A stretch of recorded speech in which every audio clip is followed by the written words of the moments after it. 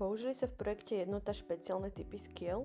Áno, v projekte Jednota v Prievidza sa použili sklá s protislnečnou ochranou. Konkrétne to boli sklá Coolite SKF 165. Aký je rozdiel medzi normálnym a protislnečným sklom? Protislnečné sklo, môže byť dvojsklo alebo trojsklo, má zakomponovaný v sebe špeciálny povlak, ktorý zabraňuje teplu zo slnka, aby prešlo týmto sklom do interiéru, keď na toto sklo to slnko priamo svieti. To znamená, že vlastne nám zabraňuje tomu, aby sa interiér od slnka nadmerne prehrieval. Čiže ako keby to teplo od seba odrazí.